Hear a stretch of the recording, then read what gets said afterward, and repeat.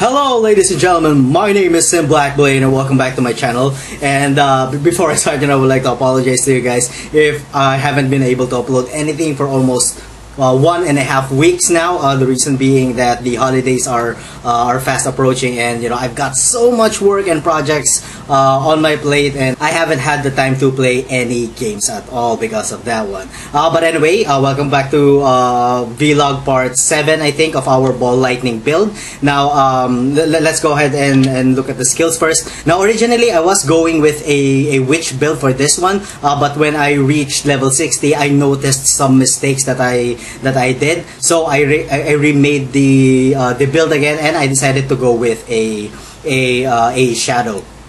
Alright, so we started by taking some elemental damage nodes over here, passing through some cast speed nodes over there, ending with trickery, and then we went down to get some life nodes over here, and then we went to the right side to take some more lightning damage over here, and ending with the cold-hearted calculation. And then we went up to get some more life and energy shield nodes over here. Then we went over to the left side, going through the witch skill tree.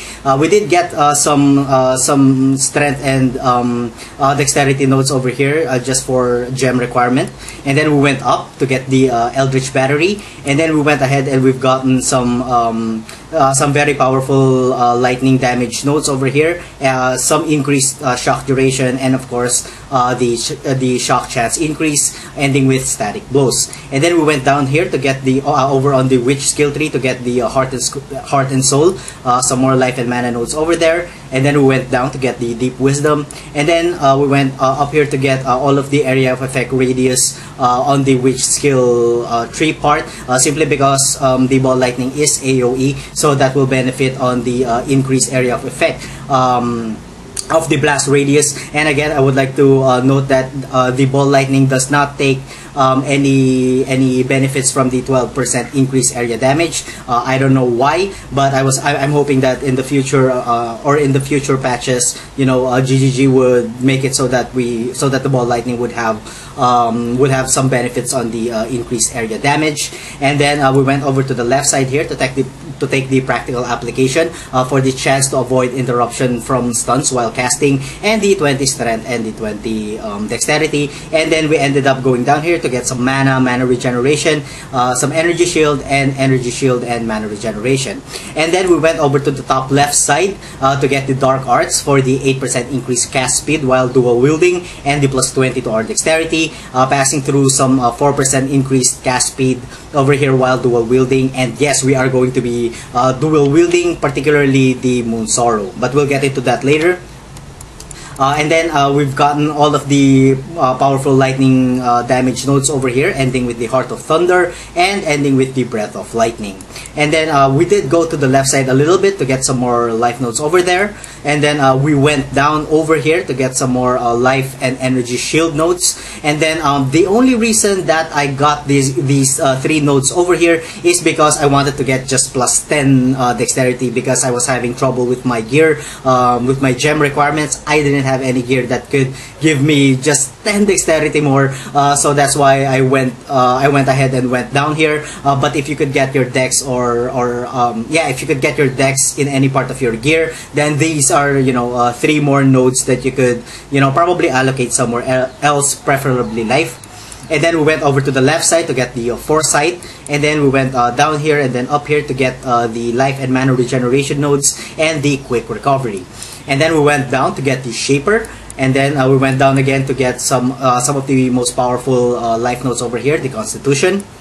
And then we went down here to get the Sentinel, and then finally we went over down here to get the Profane Chemistry, because I found out that the 30% increased life recovery from Flask actually helps a lot. So that's 30% over there. You have another 10, another 10, another 10. So that's an overall additional 60%, much more life that we get recovery from our flasks, which will very much help in our survivability.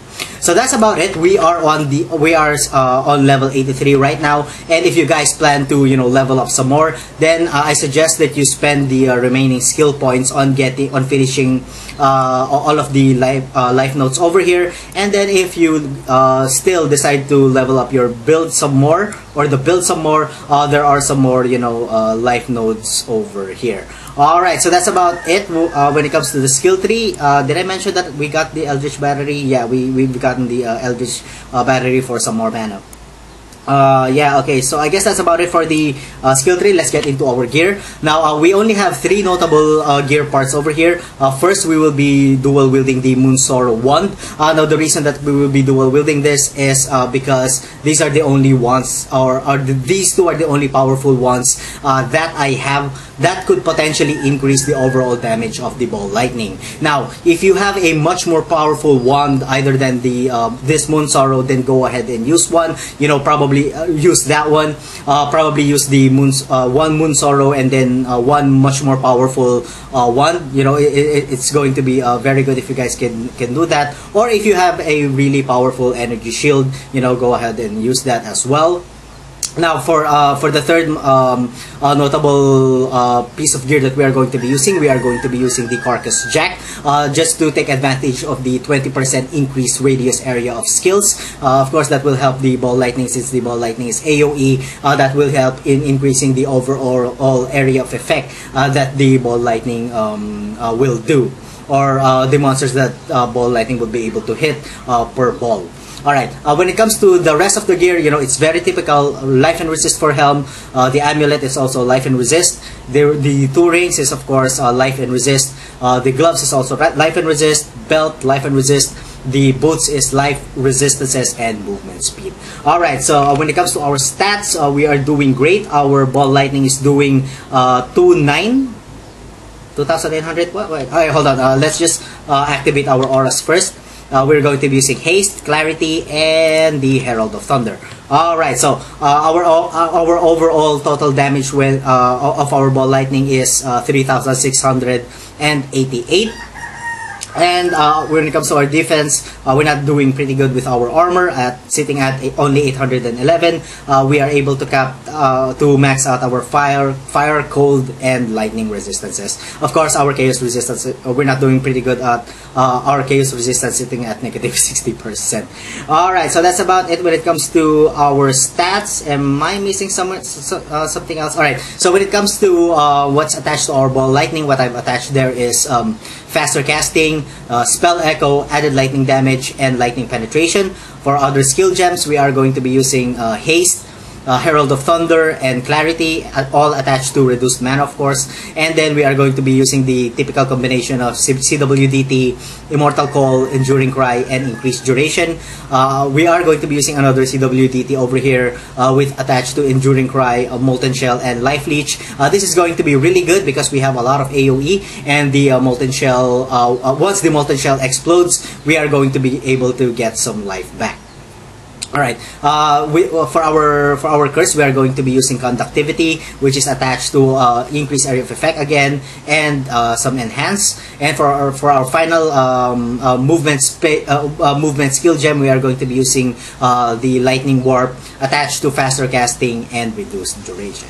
Alright, so I guess I've tackled everything. Don't forget to include the Topaz Flask in all of your set of flasks. That is to mitigate the elemental what do you call this? The elemental shit. What do you call that? God, the elemental reflect mobs. Yeah, that. God, it took me a while to what do you call this, to remember that. But anyway, alright, so as you can see, we are going to kill Brutus, and we are doing quite well when it comes to killing what do you call this, monster packs. You know, the skill actually only tells us that our damage is at 3,600, but we are doing quite well when it comes to our kill rate. And when it comes to maps, I have done up to level 75 maps with this build, even though we don't have that much armor. Of course, don't forget to add a granite flask in your set of flasks to mitigate some, you know, some really hard-hitting and fast-moving, you know, physical damage mobs. And yeah, so the build has been doing really well, and I'm pretty impressed on how I was able to build this. Originally on the Witch, the reason that I made a mistake was I was I was originally planning on making it so that the build is based on crit. But then I made a couple of mistakes and it didn't work well. I don't really know why it didn't really work well. Probably because I was missing. You know, some really good critical damage and critical chance, critical strike chance gear. So yeah, it didn't really work out that well. Alright, so let's go ahead and hunt Brutus. Again, I apologize guys if it took so long for me to just upload any video at all. I've been cramming with a lot of projects lately because of the incoming holidays, and since it's already since the holidays is fast approaching, you know, I expect to get more and more projects for the next upcoming weeks. So please forgive me if I can't really upload any videos up until then, but I will, you know, try my best and probably work off my ass through Mondays and Saturdays. Alright, so this is Brutus right here, so let's just curse them real quick. So as you can see, we can actually face tank Brutus, even though that he's doing a lot of physical damage. That thanks of course to our granite flasks. And yeah, as a bonus content, we are going to kill Piety. Hold on, I'm going to teleport to her right now. Okay, so we're here. So let's go ahead and kill Piety. Come on, Piety. Has no one managed to kill you? No one. Then it seems you've earned my personal attention. Come on, come on, come on, come on, come on, come on! Oh my god, I just really hate it when she teleports. Where is she? Where are you? Where are you? Where is she? Oh god, I really hate this. You know, just generally looking for her. Okay, there we go. Alright, come on, come on, come on, come on. Die, die, die, die, die, die, die. What's taking me so long to kill her? Oh my god, what the hell? Alright, so so there was a lag over there, but that was actually a pretty fast kill. We just encountered a little bit of lag. Alright, so I guess that's about it for this episode, guys. So thank you so much for watching. If you guys enjoyed the content, please like, comment, and subscribe. And as always, I'm gonna see you guys for the next one of my video. Have a good one. Lightning combination mob, that's going to be really difficult.